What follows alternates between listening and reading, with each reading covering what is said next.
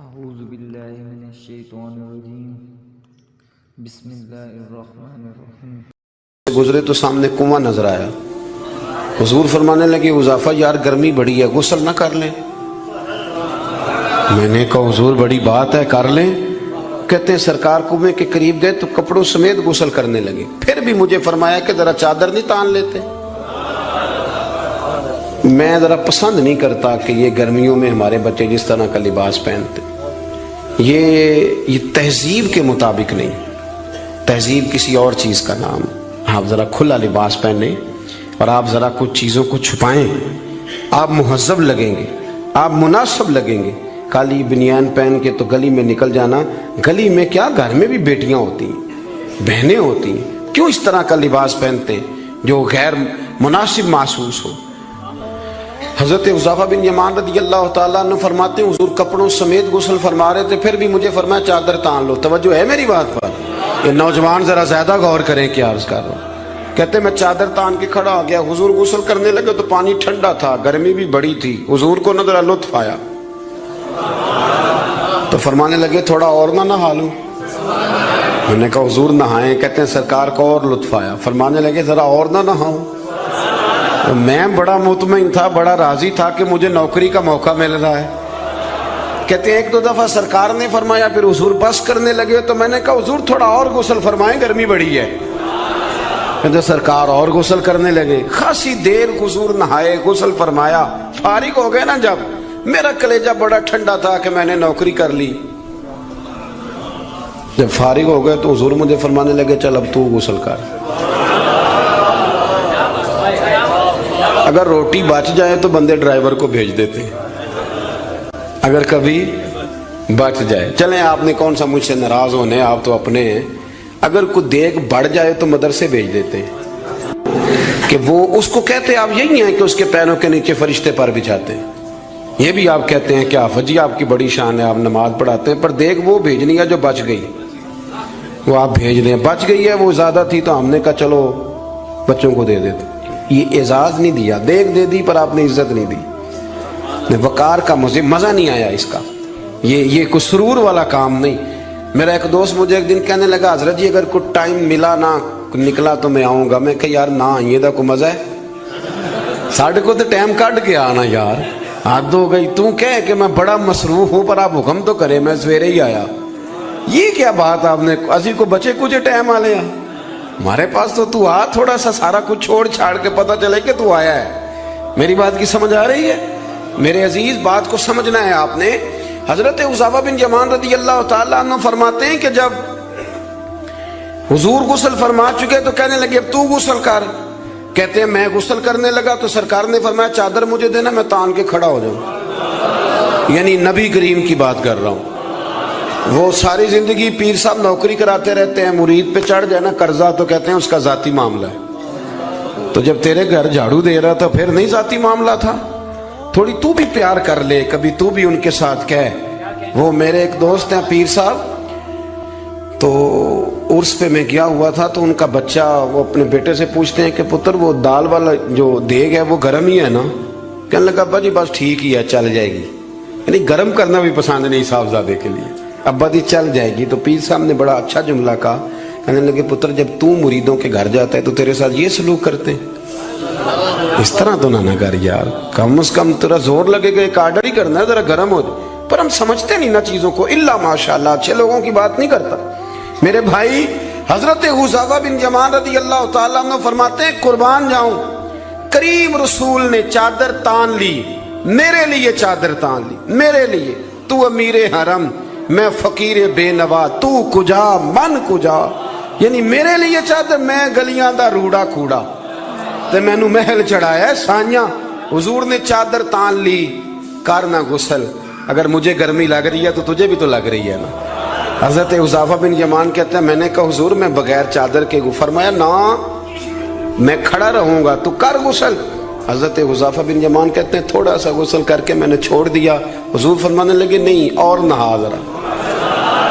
کہتے ہیں میں نے عرض کی یا رسول اللہ صلی اللہ علیہ وسلم میں نہا لیا۔ فرمایا نہیں تھوڑا اور غسل کر۔ فرماتے میں نے اور غسل کیا، تھوڑی دیر کے بعد فارغ ہوا۔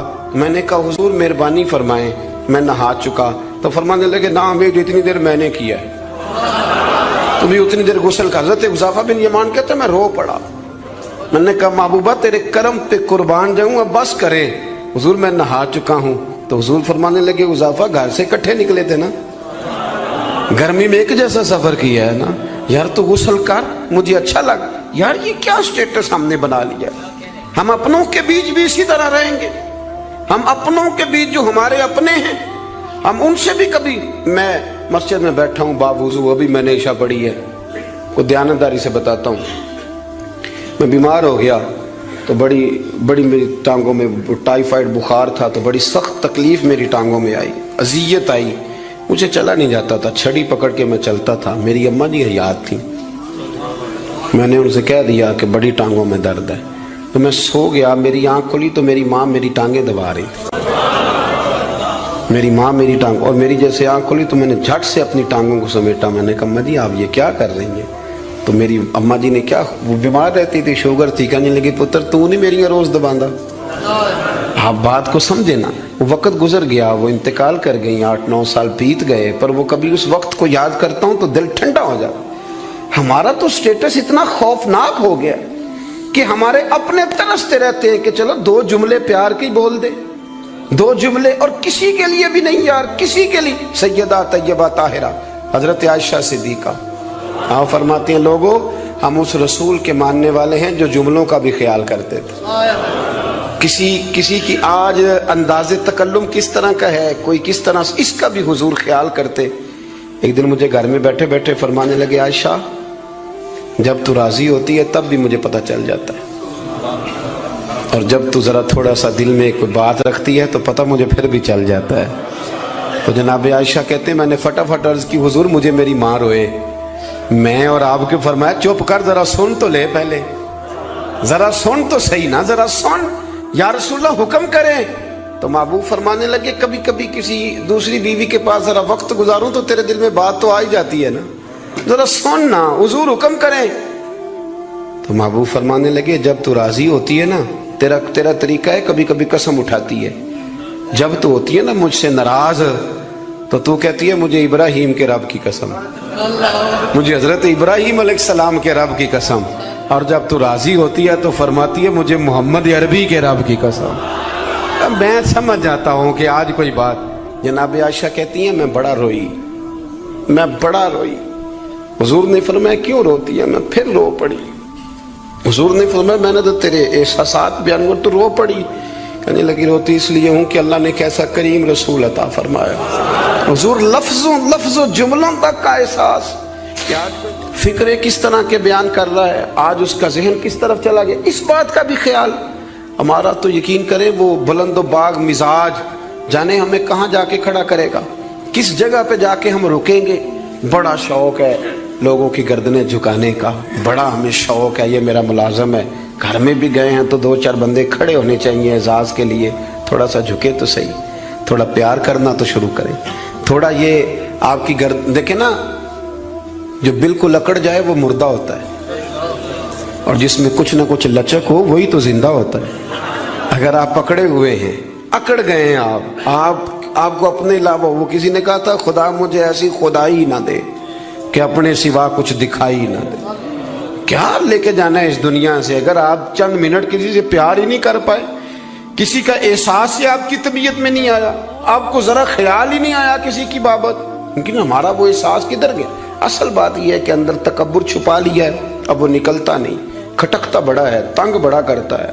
بڑی آرزو ہے کہ جانا جاؤں پہچانا جاؤں, سمجھتے نہیں. مولا کائنات شیر خدا علی المرتضی حضرت مولا علی کرم اللہ تعالی وجہہ الکریم کوفے میں تشریف فرما تھے تو غلام سے کہنے لگے چل ذرا شاپنگ کرنے چلے.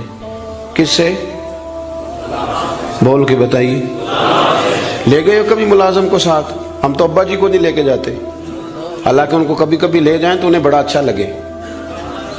کبھی کبھی والد صاحب سے کہیں نا کہ موسم بدل رہا ہے 2 جوڑے لینے چلے, ہم لے کے جائیں کبھی ان کو ساتھ بٹھا کے, ان سے کہ ابا جی آئیں میرے لیے کپڑے پسند کریں. ان بیچاروں نے بوڑھوں نے کیا پسند کرنا ہے, پر آپ ساتھ لے کے جائیں گے تو ان کا دل بڑا ٹھنڈا ہوگا. لیکن یہ کام بھی ہم یاروں کے ساتھ ہی کرتے ہیں. والد کو کہاں لے کر کے جاتے ہیں؟ مولا علی شیر خدا غلام سے فرمانے لگے چل نا یار کپڑے خریدنے. خادم کہتا ہے میں ساتھ گیا. حضرت علی نے 2 جوڑے خریدے. فرمایا آج 2 لینے بھی, ایک تیرا ایک میرا. کہتے ایک خاصا مہنگا لیا, ایک ذرا سستا لیا. میں فوراً سمجھ گیا مہنگا آقا کا ہے اور سستا اسی طرح ہی ہوتا ہے نا. مہنگا جوڑا آقا کا ہے اور سستا غلام کا ہے. کہتے ہیں تھیلے میں کپڑے ڈالے, میں نے اٹھائے, میں غلام تھا. وہ چوک آ گیا جہاں سے مولا علی نے اپنے حجرہ نور میں جانا تھا اور میں نے اپنے گھر جانا تھا. فرماتے ہیں وہ جگہ آ گئی. شیر خدا رضی اللہ تعالیٰ عنہ فرمانے لگے کہ لیا پتر میرے والا جوڑا مجھے دے دے, لا وہ میرے کپڑے مجھے دے دے. تو کہتے ہیں وہ بڑی ڈیفینیٹ تھی بات تھی, میں نے اسی وقت نکالا مہنگا جوڑا, جناب علی کو تھمایا. تو حضرت علی فرمانے لگے یہ تو نہیں میرا. یہ باتیں مزے کے لیے سنتے ہیں صرف, اگر ان کے سننے میں اتنا مزہ ہے تو اس پر عمل کرنے میں کتنا مزہ ہوگا, یہ بھی تو کبھی آپ محسوس کریں نا. حضرت مولا علی شیر خدا فرمانے لگے یہ نہیں میرا, میرا تو وہ دوسرا ہے. وہ کہتا میں نے ایک فلسفہ بیان کیا, ایک علت بیان کی, ایک لاجک میں نے بیان کی. میں نے کہا حضور آپ مہنگا پہنے کیونکہ آپ آقا ہیں, اور میں سستا پہنوں گا کیونکہ میں. تو حضرت علی نے فوری طور پہ حکم نہیں لگایا کہ نہیں تو دوسرا مجھے دے. عالم تھے نا, تو اس نے علت بیان کی تو پہلے اس کا وہ سبب توڑا, پہلے اس کی اس بات کا جواب دیا. دلیل کا جواب دلیل سے دینا چاہیے نا. کئی دفعہ لوگ دلیل کا جواب گالی سے دینے لگتے ہیں, یہ طریقہ غلط ہے. حضرت علی سے اس نے کہا ایک علت بیان, ایک سبب بیان. کہنے لگا حضور آپ چونکہ آقا ہیں تو آپ جوڑا پہنے مہنگا, آپ کپڑے استعمال کریں مہنگے, میں چونکہ غلام ہوں تو میں استعمال کروں گا سستے. تو حضرت علی کہنے لگے تو یہ والا فلسفہ نہ بیان کر, تو میرے والا کر. میں تجھے بتاتا ہوں ایک سبب وہ والا لگا لے, یہاں وہ حکم لگا. اس نے کہا حضور وہ کون سا؟ فرمانے لگے تو سستا مجھے دے نا کیونکہ میں بوڑھا ہوں, اور تو مہنگا استعمال کرنا اس لیے کہ تو جوان ہے, اور جو جوان ہوتے ہیں وہ مہنگے کپڑے پہنتے ہیں. فرمایا یہ والا نقطہ یہاں لگا نا, یہ کلیہ یہاں استعمال کر. تو خادم کہتا ہے کہ حضرت علی نے مجھے شان بھی دے دی, اعزاز بھی دے دیا, اور مجھے بات بھی سمجھا دی. تیسری بات ہے, اس کا بھی ضرور خیال رکھیں ہمیشہ اپنی زندگی کے اندر. آپ کو سکون ملے گا, آپ کو اطمینان ملے گا. ہم نا آرام پسند بہت ہو گئے. سب سے زیادہ ہمیں پریشان وہ بندہ کرتا ہے جو ہمارے آرام میں تھوڑا سا خلل ڈالتا ہے. اسپیکروں پہ پابندی کیوں لگی بھلا؟ جھگڑے شگڑے اب کوئی نہیں ہوتے تھے, اب کہاں دور رہ گیا. اب تو صرف لوگوں کی نیند خراب ہوتی تھی, اور جو سوسائٹیوں میں رہتے ہیں نا ان کے لیے زیادہ مسئلہ تھا. ہم ذرا سا بھی اپنی نیند قربان کرنا, اپنے اوپر تھوڑا بوجھ لینا پسند نہیں کرتے. رات کو کچھ لوگوں کو جاگتے رہنا بڑا ضروری ہے. ڈاکٹر کے لیے اپنا موبائل آن رکھ کے اسے سونا چاہیے, یہ میری گزارش ہے. اس لیے کہ کسی وقت بھی کوئی مریض اس کو فون کر سکتا ہے. جو لوگ سیکیورٹی اداروں سے تعلق رکھتے ہیں ان پر ضروری ہے کہ وہ رات بھی اپنے موبائل کو آن رکھے. جن کی ذمہ داری میں کچھ لوگ ہیں, میرے پاس ایک ایسا نمبر ہے, رات بھر وہ نمبر, میرے پاس مدرسے کے بچے ہیں, وہ کسی وقت میری ضرورت پڑ سکتی. مجھے سینکڑوں دفعہ کہا ہے گھر والوں نے بھی باہر والوں نے بھی کہ آپ اس کو بند کر دیں, تو میں کہتا ہوں پھر یہاں تو مدرسہ بھی بند کروں گا. کیا ہو جائے گا؟ مثلا نیند تو اگر اللہ آپ کو سکون دینا چاہے تو 20 منٹ کی نیند میں نیند پوری ہو جاتی ہے, اور اگر وہ مالک بے نیاز ہے کبھی نہ سکون آئے تو سارا دن نہ بستر سے نکلے, سستی نہیں جاتی. صحیح کہہ رہا ہوں میں؟ تو تھوڑی اگر آپ اپنی نیند قربان کر لیں گے کسی کے لیے, کسی کو سکون دینے کے لیے, تھوڑی سی نہیں دیتے ہم. ہمیں تو بس یہ ہے کہ میرے لیے سارے جاگیں گے, میں نہیں اٹھوں گا کسی کے لیے. ہر آدمی ہائی الرٹ کھڑا رہے, اس سے انسان بہت بڑا خود غرض ہو جاتا ہے, اور جب وہ کسی کو سکون نہیں دیتا تو پھر اسے نیند بھی نہیں آتی. اگر ہم تھوڑا اشار کریں. حضرت انس بن مالک رضی اللہ تعالیٰ عنہ فرماتے ہیں رات کا وقت تھا, مدینے کے کونے سے چیخنے چلانے کی آواز آنے لگی بڑی شدت کے ساتھ. قاضی ایاز رحمۃ اللہ علیہ نے بھی لکھا ہے اور بھی دیگر سیرت نگاروں نے نقل فرمایا ہے، تیز ایک کونے سے نا تیز آواز چیخنے کی آنے لگی. فرماتے ہیں سب لوگ جمع ہو گئے جن کے کانوں میں آواز گئی. ہم نے نیزے، تیر، تلواریں، ساری چیزیں جمع کرنی شروع کر دی کہ ادھر جاتے ہیں اور جا کے دیکھتے ہیں وہاں کیا ہے. کہتے ہیں ہم تیاری کر چکے جب، اور ہم نے منصوبہ بنا لیا، اور جب ہم نے رخ پھیرا نا ادھر جانے کے لیے تو اللہ کے نبی صلی اللہ علیہ وسلم وہاں سے واپس آ رہے تھے. اور کہتے ہیں حضرت ابو طلحہ انصاری رضی اللہ تعالیٰ عنہ کے گھوڑے پر آپ سوار تھے اور گھوڑے کی پشت پر کوئی اور چیز نہیں تھی، یعنی کوئی کجاوا نہیں ڈالا، کوئی کپڑا نہیں ڈالا، ننگی پشت پر حضور سوار تھے، ہاتھ میں ایک نیزہ تھا. اور حضور اکیلے گئے، اکیلے واپس آئے اور آ کے فرمایا بھی سو جاؤ سو جاؤ، کوئی پریشانی کی بات نہیں. وہ جانور لڑ پڑے تھے، میں دیکھ آیا ہوں، کچھ بھی نہیں ہے، سارے آرام سے سو جاؤ، کوئی ایسا مسئلہ نہیں. حضرت انس کہتے ہیں باقی تو ساری دنیا سو گئی تو میں ساری رات سوچتا رہا کہ محبوب تو ہماری سوتے ہوئے بھی نگہبانی فرماتے. جو حضور سب سے پہلے چلے گئے، دیکھ کے لوٹ بھی آئے، اس کا مطلب ہے کہ سرکار جاگ رہے تھے. حضور نے ویسے بھی فرمایا ہے کہ میری آنکھیں بند ہوتی ہیں، دل میرا بیدار ہی رہتا ہے. آپ یقین کریں اتنی خود غرضی، وہ پھر آہستہ آہستہ نا آہستہ آہستہ وہ خود غرضی، ہم پہلے خود غرض ہوتے ہیں، اپنے ابا جی سے کہتے ہیں کہ اب میرا گزارا نہیں ہوتا، میرے بھی بچے ہیں. یہاں سے ہم آغاز کرتے ہیں خود غرض ہونے کا. پھر کچھ عرصے کے بعد ہمارے بچے ہمیں کہنا شروع ہو جاتے ہیں کہ ابا جی اب ہمارا گزارا نہیں ہوتا، ہمارے بھی تو بچے ہیں نا. پھر وہ کبھی گونجتا ہے ہمارے کانوں میں ہمارا اپنا قول جو ہم نے کبھی کیا تھا اپنے والد کے لیے.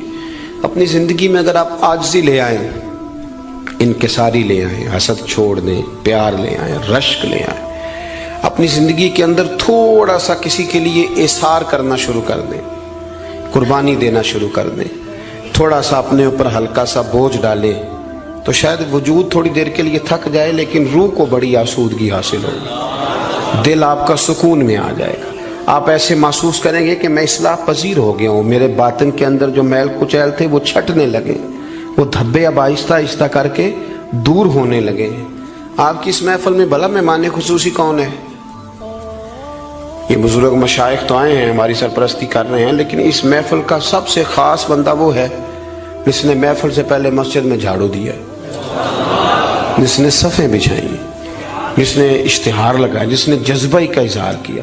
اس بیچارے کی شاید فوٹو بھی نہ آئے، شاید بہت سارے لوگوں سے جانے بھی نہ، لیکن میں نہیں جانتا، حضرت نہیں جانتے، مفتی صاحب نہیں جانتے، پر جس رب رسول کے لیے کیا وہ تو جانتے ہیں نا. اچھا وہ میں نے اس طرح کے کارکنوں کو اکثر دیکھا ہے کہ وہ دور کھڑے مسکرا رہے ہوتے ہیں محفل کو دیکھ دیکھ کے، میرا جلسہ بڑا کامیاب ہو گیا، دیکھو جی میری محفل. ان کو جو آسودگی حاصل ہوتی ہے نا دوسروں کو صفحے بچھا کے دینے میں، اعزاز دینے میں، محنت کرنے میں. شہرت تو کسی اور کی ہوئی، پوسٹر پہ نام تو میرا لگا، فوٹو تو میری لگی. اس بندے نے کیا کمایا؟ اس نے اپنے دل کا سکون حاصل کیا، اس نے راحت کمائی، وہ ٹھنڈا ہوا، اسے اللہ تبارک و تعالیٰ نے سکون کی دولت دی. وہ رات کو جب سوئے گا تو کہے گا میں نے کمال نہیں کر دی، حالانکہ کسی کو کوئی پتہ نہیں. اس کی وہ جو ساری باتیں ہو رہی ہیں وہ رب رسول کے ساتھ ہو رہی ہیں، اللہ نبی. یہ والا سکون تلاش کریں، پھر آپ دیکھیں کتنی جلدی اللہ تعالیٰ آپ کے دل کو سکون دیتا ہے. یہ زیادہ دور نہیں ہے، یہ بہت مشکل کام نہیں ہے، کچھ چلے مجاہدے کرنے والا کام نہیں، یہ تھوڑا سا دل کی نگرانی کرنے والا